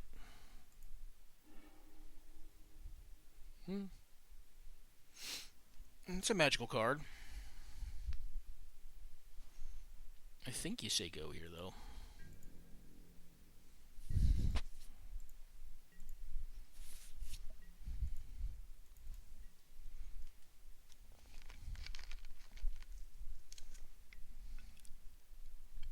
Yeah, that's fine.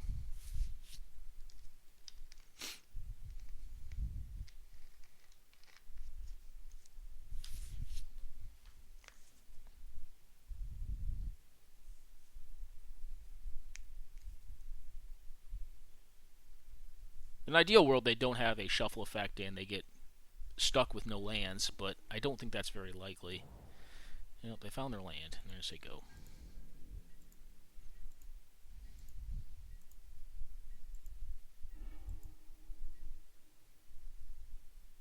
Yeah, Creeping Tizzle, get in there, buddy. It's at least a good threat to walkers. They're short on red mana right now, but I think they probably do have some burn. Opt is fine. I guess there's another argument to playing out Force here, but like, if I'm playing Force, I'm going to try to play around mana leak and miscalcs and stuff. So, Next turn, there is a very big argument to leaving up force, and I have Snare back up as well. So their hand has a lot of counter magic in it, evidently. It's a good blue versus blue hand.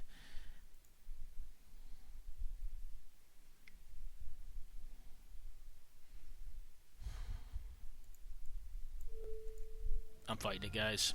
If I lose the fight, I am at least going to have my mana on my turn.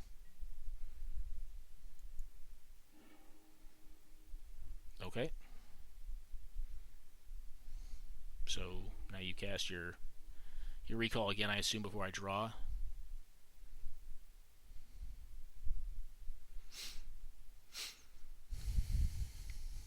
Alright. Well, you got it.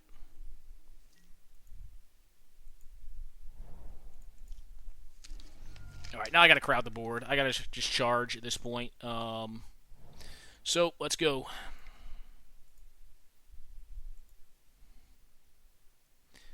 There's value in playing around Daze. Pierce is not a thing here. I suppose like back to basics could be a thing. Like this is never going to do me any good. Force is pretty bad. I do want to play around, I think, Daze pretty specifically. So I'm going to do this. Play this duder out. Play this duder out. They have Snare, they have Snare. Alright, they did not. The Bob's probably going to die to burn at EOT, be my guess. They probably have some. No? Okay, well, that's nice. Now I have a lot of power on board, but I mean, they have 7 cards in hand, and they have full grip with 6 mana. Alright, yep, that makes sense. They have like a Brazen Borrower.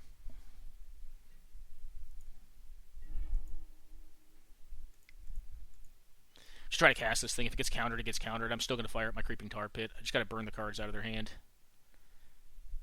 If it's a borrower, I still technically have money, or not money, I still have Alright, Sinister Sab. Yep. They do get a look at this, so I mean this is one downside to doing this. I think you still do it main 1 to generate options if you don't want to fire up the Tar Pit, though.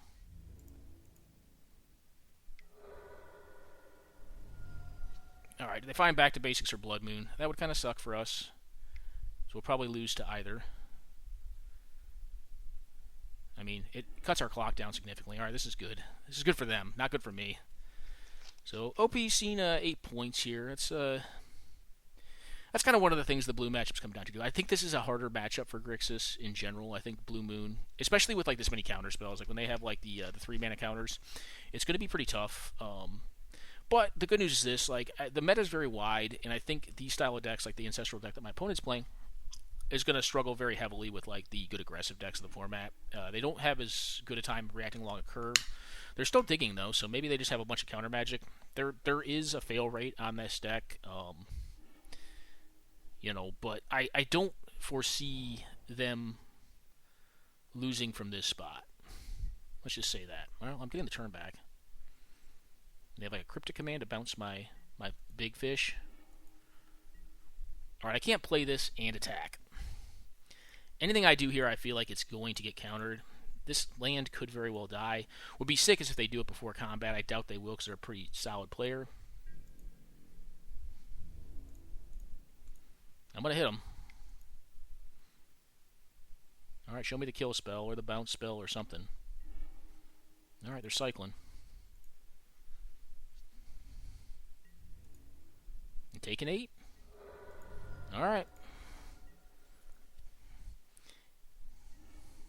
Okay, down to 3. Bolt range.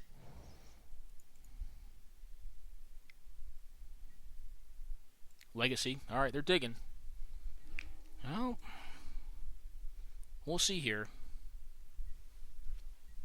I'm F6'd. I guess I shouldn't F6, just in case. I mean, they're not going to play. They need to kill my stuff, so like they're not going to play around it. They need like a Blood Moon and then like a Brazen Borrower would be really good here. Blood Moon still allows me to get the Scions down and maybe find a Bolt, try to lock it up. They have to tap low on their turn. Again, like they have a lot of cards, and like I don't feel good about where we're at, but maybe. Maybe, question mark. Yep, you can see my hand. The fact they're tapping for that kind of tells me that they probably don't have a way to deal with the whole board. Impulse to dig, cool. 5/5 is big for blue-red. Like, they do have, like, magnetic... they have Brazen Borrower, Cryptic Command, Mystical... not Teachings. Mystical Teachings would find it, but... Mystic Confluence. Okay.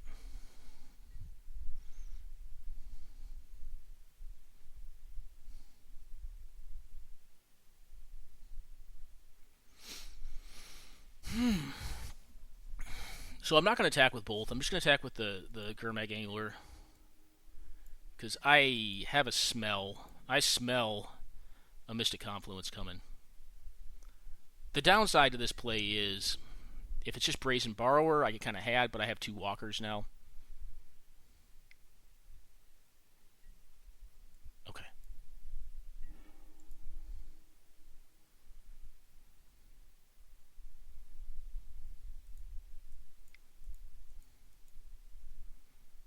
Can this happen?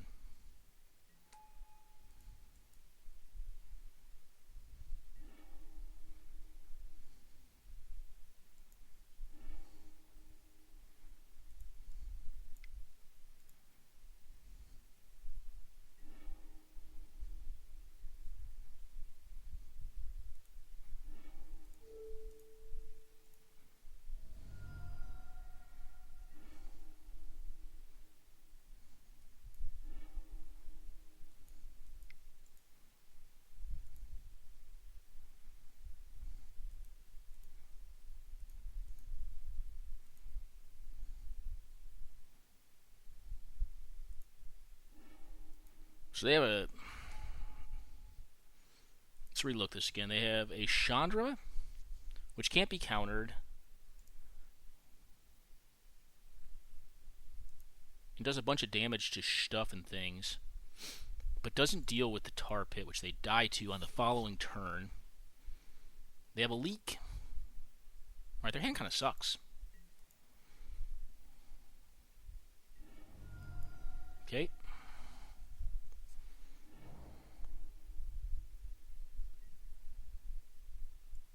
Okay, get back to Cryptic Command.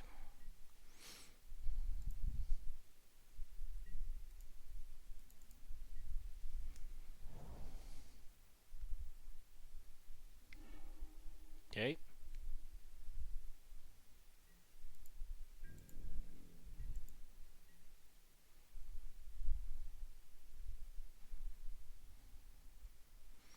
I mean, they have to tap team here, right?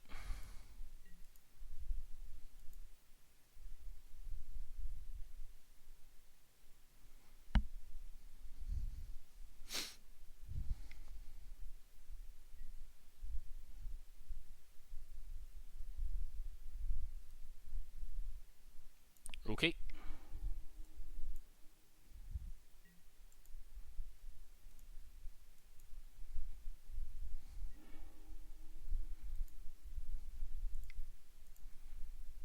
Let's take a look. Looking for a cheap counter spell here. I want to bottom both. Alright. We'll play this land out. Say go.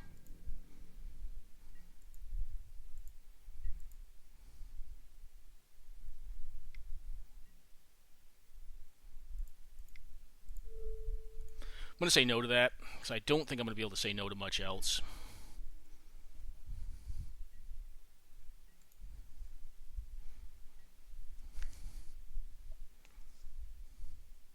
And next turn I am going to just try to slam. Yeah, maybe I've got him. Got him. Woo! Alright, guys. Well, I think that's going to be it for the live gameplay. That was a hell of a game. Good game to nuke launch. Did not think I was winning that. We got a little lucky there, though. And it is a harder match. Snapcaster would have been a hell of a draw. And there's a couple reasons why that is. Like, when you start looking at Blue Moon, and their build is very controlling, as you can tell. Like, a lot of counter spells, tons of them, like a lot of 3-mana ones, which you don't see as often anymore, and I kind of shy away from now, unless I, like, gonna specifically, like, I talk to someone who, like, loves playing blue, and, like, let's play a big blue mirror. Like, I love it. Like, big blue, you know, it's just very fun to play. But the challenge that I think you have with it is the format's kind of getting to a place where it's, like, really fast. It's just so quick. They're, like, playing, like, the big 6 drops and stuff like that. it's just challenging to get the game to be stalled for so long that like they can become relevant. Like Chandra, like you saw Chandra was trapped in my OP's hand. And the tack we took was to like take a more aggressive line and just like, hey, make them have it because I'm not going to get better in the long game against them. And there's a couple reasons why that is. One, like their deck, although we did not see it, is a deck that can attack mana bases with Blood Moon, Back to Basics, and Magus the Moon. Although Magus is a little less worrying. You can tell we're running our 4 islands, our mountain here, and then our swamp. So we do have some basics in the deck, but on a regular basis, we're going to be pretty fragile to that. You know, we do now have Brazen Power plus the Cryptic Command to kind of deal with it, and then, you know, we can counter it, but they're going to have more counter magic than we do. But, you know, outside of that weakness of this build, habitually or typically, like in the more controlling builds, unless on like Gurmags and like Tombstalkers and stuff like that, which is part of the reason I think we were able to get it there is because we had threats, had more threats than they did. Is the fact that we were running like creature elimination, like, you know, like cards like Ingress Rampage, I think is probably at its weakest against a deck like that. It still has utility in it because they play walkers, and you get their walkers, but you know, a Braid, not so great. That's an artifact less deck unless they're playing like specifically a card like Madcap Experiment. And then, you know, we have like Fatal Pushes and like these Flame Slashes, Fork Bolts, and they have some of that too, but they have a lot more blue cards. So we really need to rely in that matchup on, like, one, getting good openers, like not losing the Ancestral Lottery, which, you know, they lost in the second game they lost the Ancestral Lottery, in the first game we lost it. In the third game they actually won the Ancestral Lottery and the Dig Through Time Lottery, but we'd already established board impact, and because they have likely a larger dearth of cards that are more so designed to interact on the stack, we're able to kind of just maintain that momentum and you know, get a victory out of it, despite the look of things and you know, my pessimism towards that outcome being the given result of that game. But anyways, like, you know, what you do gain when you go into Grixis, especially like a more mid-rangey variant like this, and we're playing some interesting cards like, you know, Nicol Bolas and stuff like that in here, is you get kind of more of a mixed martial artist like MTG deck, right? Like this is, you know, what I would habitually call like the blue bullshit mid-range deck, right? Like there's a Chess Guy one, there's a Grixis one, I think there's a decent Rug one, there's Esper. I think Grixis and in general Chess Guy probably stand a little bit above the rest. Rug is more in the tempo variants is quite good. And it's gotten more mid-rangey. That's probably also up there with these as well. But the reason I tend to like Grixis, especially in a more unfair metagame, is that you get access to hand attack. The hand attack in Grixis is quite good. You also have a lot of really efficient spells. Like you can play a lot of cantrips, get away with a lot of cantrips. You'll see we're kind of running the same stars. Like, you know, we have Mental Note and we have Thought Scour, which you don't tend to see as often. I believe I have Thought Scour in this deck. I was casting it during the game. There it is.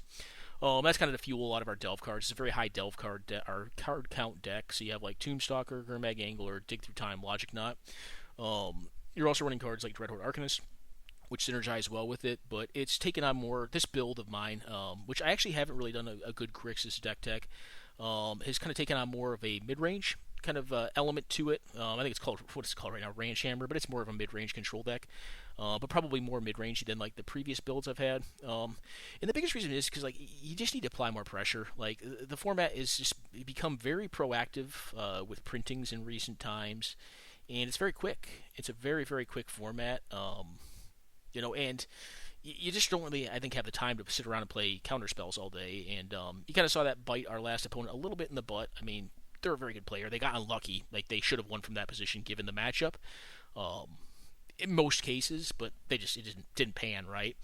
So yeah, this is kind of the deck. You know, I'm running cards like Dark Confidant. A lot of folks say you're mad lad, you're playing a blue deck and you have Dark Confidant. It's great. Play it, guys. It's so much better. Like, people like talk on this card all the time. Play this card. You want to draw more cards in this style of deck. You're also not a deck that's not closing the game out. This is a him deck. Collective Brutality in every deck. You know, you have like the best 2-mana counters. I am a Memory Lapse person. Some folks are not. I very highly value 2-mana interaction. And I think Memory Lapse is a hard counter for 2 mana is very good. A lot of folks will bemoan like going to the top of their deck, but when it's a bad card, it's great. You know, when it's a Birds of Paradise, like you saw in one of those games, and when it's a good card, yeah, you got to figure some stuff out. But you know, you've delayed it by a turn, and they are not drawing another good card; they're drawing that same good card. which is still, card neutral, right? Jace, I think Jace is at probably its best in like the fair style decks and probably Grixis because you have hand attack and you have a lot of elimination spells. Jace doesn't work well with counter magic, but works well with a lot of the blue cards that are draw and a lot of the elimination that the deck runs to deal with a wide range of matchups. Another reason to play Grixis, you get Kolaghan's Command. This card is great. Does all the modes are just epic on this in this format. One of the cards I'm not running of note, Dak. Dak Vaden I've kind of cut. The card's fine, but I really wanted to kind of go all in and like wrap my arms around like cards like Murderous Rider, Bone Crusher Giant, and Brazen Borrower because they present a clock and they also have useful kind of spell-like abilities that are relevant in a ton of matchups. Liliana the Last Hope. This card also probably for this deck one of the best 3-mana planeswalkers. Like it does a ton. I guess it's not the best. Like Royal Science probably is more versatile than Liliana's. Liliana the decks that Liliana beats, she beats hardcore. And that tends to be like the odd ends of the spectrum. Like, actually it beats all the fair decks. Like against control, you just recurse creatures until they can't do anything about it.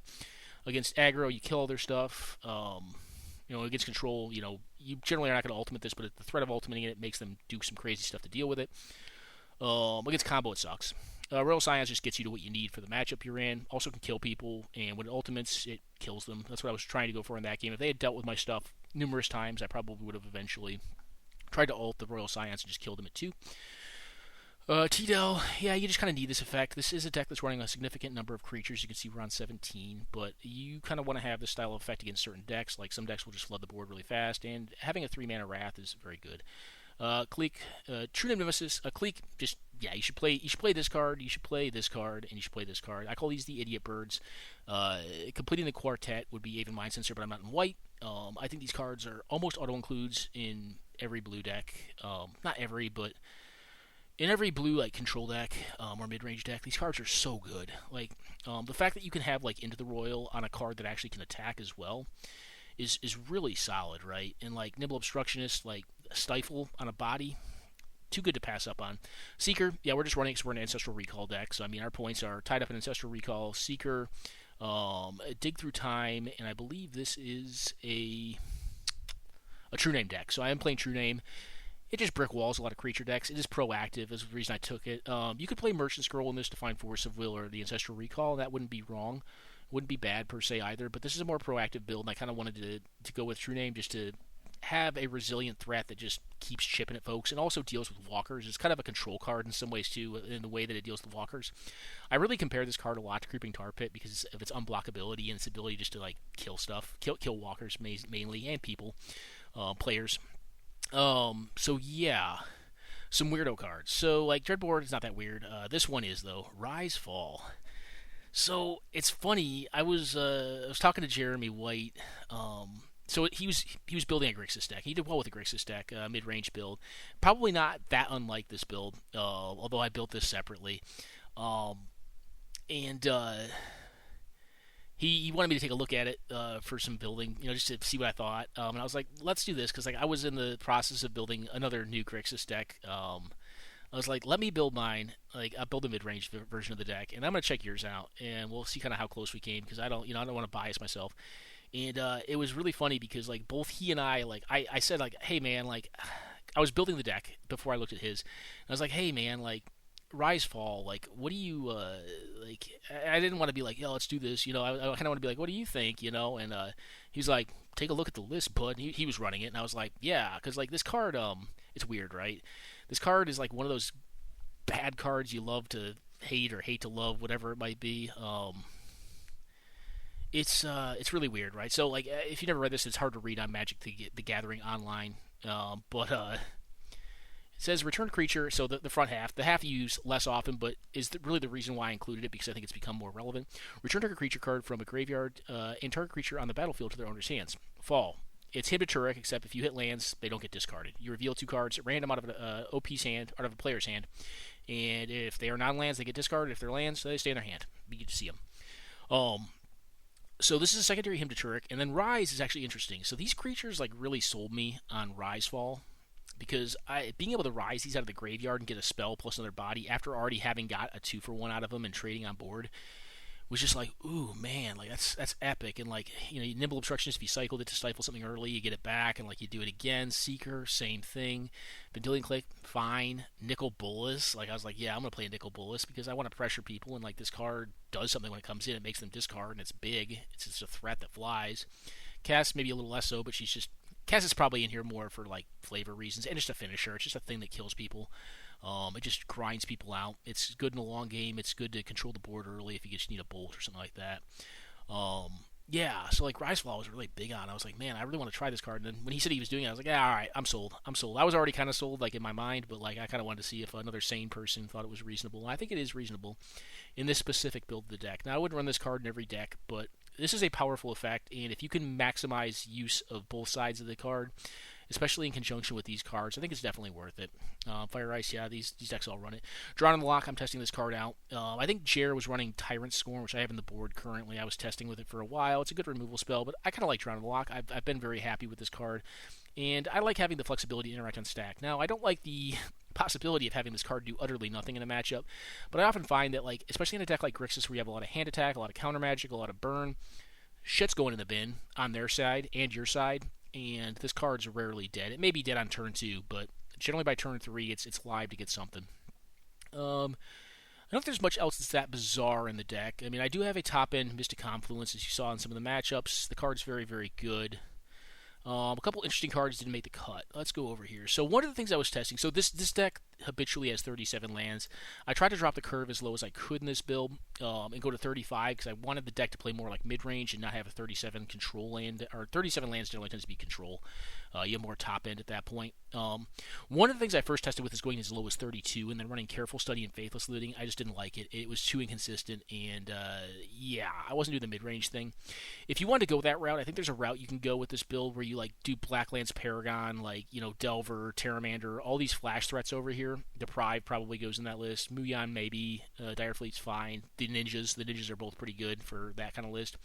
Tyrant's going to be good. And you cut the 4 drops, go down to 32 lands, and you can build a pretty cool, like, low-range, I would say that to be, like, low-range Grixis. This is more mid-range Grixis, but you could build a low-range Grixis that, like, use the ninjas and, like, use, like, these kind of effects, like Careful Study and Faithless Looting, to, like, make sure their mana was smooth and, like, they had the right threats.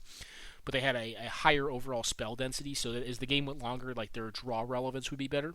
I think that's a build, and I tried building that initially, and I was like, if I'm going to do that, I'm just going to go blue-red. Like, the black cards didn't add a ton, in my opinion, at that point, that I didn't get more of, or I didn't get a better deck going into, like, being a little bit bigger, because the black cards tended to help complement that, in my opinion, better than going mid-rangey. Like, I could play blue-black or I could play blue-red, and I felt like those two independent, like, aggro control strategies were better than going Grixis aggro control.